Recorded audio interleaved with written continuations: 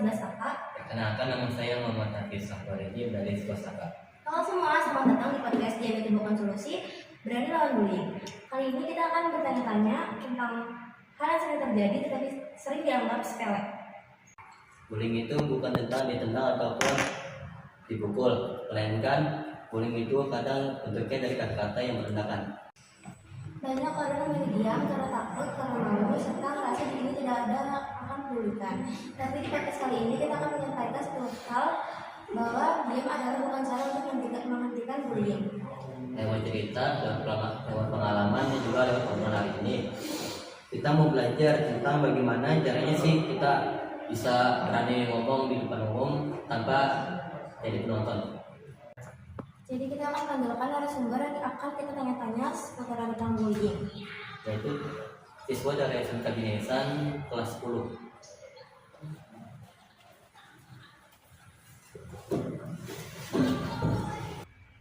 Jadi kita ada bareng narasumbernya nih yang bakal kita tanya-tanya tentang bullying, yang sudah punya pengalaman atau pengetahuan seputar tentang bullying. Sebelumnya perkenalkan dulu nama kalian berdua ke teman-teman.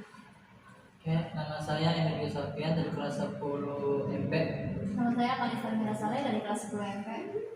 Jadi kita di sini akan bahas seputar tentang bullying. Kita akan tanya-tanya pengalaman kalian. Sebelumnya kita mau tanya nih, kalian ada nggak dari kalian yang punya pengalaman bullying, entah dari ejekan, pukulan, maupun dari media sosial?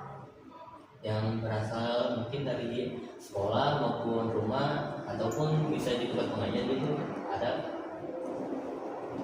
Kalau dari Vietnam sih bullying mungkin lebih sering ke perkataan. Kalau buat fisik mungkin jangan, karena kan kalau ke fisik dampaknya itu sudah terlalu kelihatan. Apa kamu pernah ngelawan gitu, apa ya, bilang ke mereka buat ngejek-ngejekan? Apa ada perlawanan dari kamu atau kamu diam aja? Perlawanan sih lawan, tapi yang enggak harus yang berdampak kayak lebih besar. Atau enggak bisa juga mungkin dilaporin ke orang yang lebih dewasa. Ada sering berlaku sedih dibuat mempermalukan di depan umum. Kira-kira itu kejadiannya di mana? Kalau kejadian sih biasanya keseringan tuh di sekolah sama di rumah.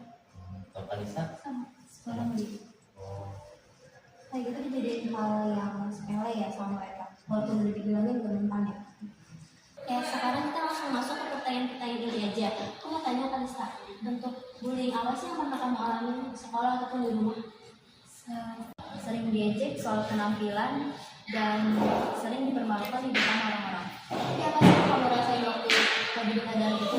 Apa kamu sedih atau malu? Sedih sih, terus malu dan kadang menyalahkan diri sendiri. Apa ada orang itu yang bisa maafkan kamu?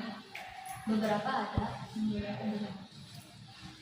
Jadi bagi kamu nambah bullying itu seperti apa sih? Dampaknya itu mungkin bisa mengurangi kepercayaan diri.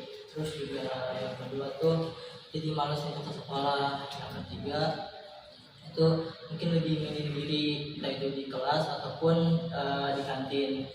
Terus juga lebih menjauhi pergaulan atau pertemanan.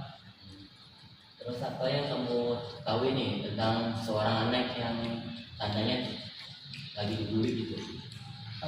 Lebih sering menyendiri, terus juga mungkin kepercayaan dirinya tuh kalau ingin ditanya oleh guru soalnya kadang terbata-bata.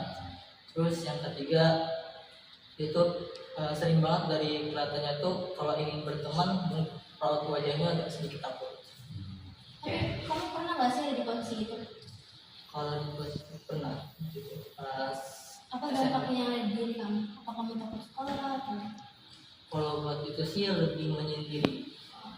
Motivasi apa sih yang bisa bikin kamu kayak lo harus bangkit nih? Gimana sih Iya, caranya? kayak kita nggak boleh diem aja nih, Iya. karena kan dia bukan solusi. Mungkin lebih ke sujud aja, terus percaya karena setiap orang tuh nggak mungkin berpikiran kalau ingin membuli, bisa juga dalam pendapat yang lain. Dia percaya diri aja. Kalista, aku mau tanya nih, Kamu merasa nggak sih kalau kamu lagi ada di kondisi dibully gitu sama seseorang, kalau kamu diem aja tuh membuat si pelaku bakal terus-terusan membuli kamu? Karena kalau korban hanya diam akan membuat pelaku merasa tindakan dibiarkan dan tidak ada konsekuensinya. Oh, jadi karena kamu nggak bereaksi, jadi si pelaku bakal terus-terus menjadi kamu nggak berkata. Kalau ada pertanyaan buat ini. Kalau saya bagi saya mah kayak gini ya.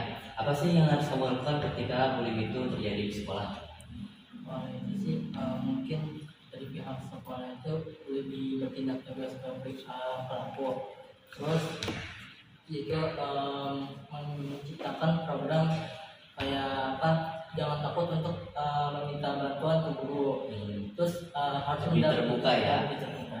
Terus habis itu harus lebih mendampingi korban, takutnya si korban itu mungkin bakal terjadi pembulian lagi.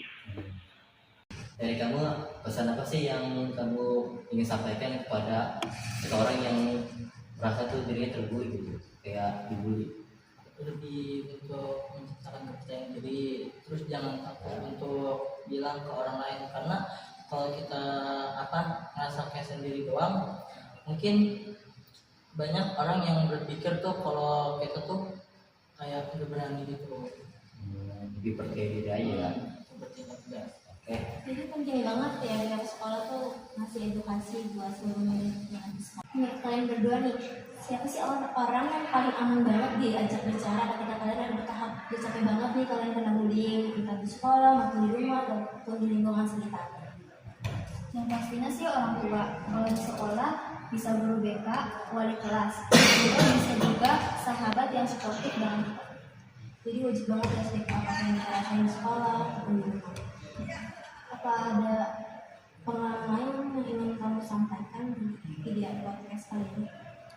Kalau ini sih mungkin buat kalian yang lebih takut untuk percaya diri untuk datang ke sekolah, itu mungkin cuma firasat orang, karena nggak semua sekolah itu ada yang namanya pembulian. Mungkin itu saja pertanyaan dari kami yang kami tanyakan kepada kalian. Mungkin untuk sekarang cukup. Dari obrolan kita hari ini, kita mendapatkan satu hal yang penting dan juga bisa kita pelajari, yaitu bullying itu bisa terjadi pada siapapun dan juga dampaknya itu nyata. Kalau kamu yang lagi dengar podcast ini, yang kamu sedang lagi dibully, kamu harus tahu kamu itu berharga, kamu itu tidak bersalah, dan kamu itu lebih hebat dari mereka.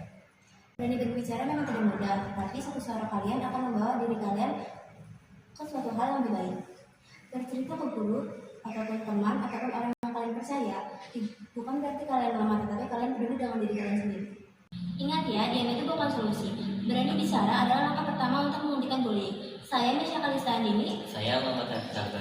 Kami pamit undur diri. Terima kasih sudah mendengarkan dan sampai jumpa di episode berikutnya. Wassalamualaikum warahmatullahi wabarakatuh.